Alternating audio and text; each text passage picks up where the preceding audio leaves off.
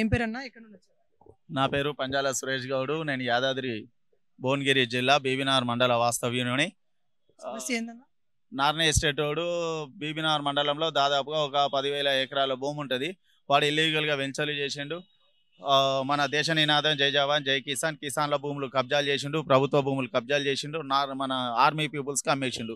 ఈ దేశంలో ఉన్నటువంటి దాదాపుగా వీనికి 75,000 మంది కస్టమర్లు ఉన్నారు. ఆర్మీ పీపుల్స్ అందరిని కూడా సతనాశం చేసిండు. పైసలన్నీ వాళ్ళ కలకల ముడుతుంది, వాళ్ళ ఉసురు ముడుతుంది. వాళ్ళు రూపాయి కూడగొట్టుకున్న పైసలన్నీ నార్నేవాడు తీసుకున్నాడు. నార్నేవాడు తీసుకొని ప్రభుత్వ భూములు అప్పచెప్పిండు. ఈ ప్రభుత్వాలు ఉన్నటువంటి అధికారులకు కనీసం షీమునెత్తు లేదు, సిగ్గుశరం లేని వాళ్ళు ప్రభుత్వ భూములు కూడా రిజిస్ట్రేషన్లు చేసిరు. ప్రభుత్వ భూములు వాళ్ళు కబ్జాలు చేస్తే కూడా ప్రభుత్వ అధికారులు ఎవడైతే ఉన్నాడో వాళ్ళకు కూడా కనీసము దున్నపోతు మీద వానబడ్డట్టు కూడా లేదు. ప్రభుత్వ భూములు ప్రభుత్వం కూడా ఆక్యుపై చేసుకోలేని పరిస్థితి. నార్నేవాడు అంటే అంత భయం, అంత వీడంటే వీళ్ళకు చెడ్డీలు తడుస్తున్నాయి. దయచేసి ఇప్పటికైనా కాంగ్రెస్ ప్రభుత్వం అధికారంలోకి వచ్చింది, వీళ్ళనే జర ధైర్యంగా ఉంటారేమో, ఈ దుకాణం బంద్ చేస్తారేమో అన్న ఆశతోటి ప్రజావాణిలో ఈరోజు ఫిర్యాదు ఇవ్వడం జరిగింది.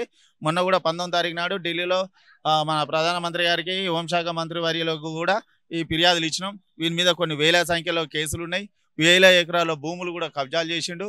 ఈ దరిద్రం బోడగొట్టాలి. మనకు తెలంగాణ వచ్చిన పేరే కానీ తెలంగాణలో మాత్రము మళ్ళీ పరాయి రాష్ట్రపోడు వచ్చిండు. వీడు కబ్జాలు చేస్తుంటే కూడా మన తెలంగాణలో ఏం జైలుగా పెట్టలేకపోతున్నారు.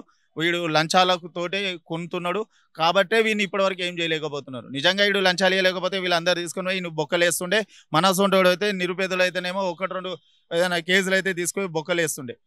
గత ప్రభుత్వం దృష్టిలోకి తీసుకెళ్లారా మీరు? గత ప్రభుత్వం దృష్టికి తీసుకెళ్తే కూడా ప్రభుత్వం కూడా ఏం బీకలేకపోయింది. ఇది ఓపెన్గా నేను చెప్తున్నాను, ఎందుకంటే నాకు కడుపు మంట అంత మండుతుంది. వీడు సీసీఎంబీ కూడా గత అంతకన్నా ముందు వైఎస్ రాజశేఖర రెడ్డి సీసీఎంబీ తీసుకొస్తే భీమనార్ మండలానికి, ఇదేమో పౌడిపల్లికి తీసుకుపోయింది. అంటే వీడు అమ్మేసుకున్నాడు. నార్నేవానికి ఈ సీసీఎంబీని కూడా మన కేసీఆర్ గారి ప్రభుత్వం కూడా అమ్మేసుకున్నది. అందుకే కేసీఆర్ ప్రభుత్వం అనుకోండి ఏం బీగలేకపోయింది ఇప్పటివరకు. ఇప్పుడనే ఏమైనా వీక్తారేమో అని చెప్పేసి ఎలుగబెడతారేమో అని చెప్పేసి మా కడుపు మంట 14 సంవత్సరాల నుంచి మేము పోరాటం చేస్తున్నాం. నా ఆవేదన అలాంటిది. మా రైతులు కూడా ఎంతో మంది చచ్చిపోయినారు. రైతులను కూడా భూములు కబ్జాలు చేస్తే రైతులు భరించలేక చచ్చిపోయిన రోజులు ఉన్నాయి. చచ్చిపోయినటువంటి వాళ్ళ కేసులు కూడా ఉన్నాయి. ఏం చేస్తామండి, అది నా బాధ. గత ప్రభుత్వం చేయలేకపోతే వాళ్ళకు కూడా ఏమైనా వాటా ఉందని అంటారా? 100% అండి. లేకపోతే ఇప్పుడు నీలాంటి నాలాంటోడు ఒక గజం భూమి మనము కబ్జా చేసినామనుకో తీసుకొని బొక్కలేస్తారు. వీడు 1000 ఎకరాలు కబ్జాలు చేస్తున్నా కూడా ఈయన పట్టించుకుంటలేరంటే అర్థమైంది.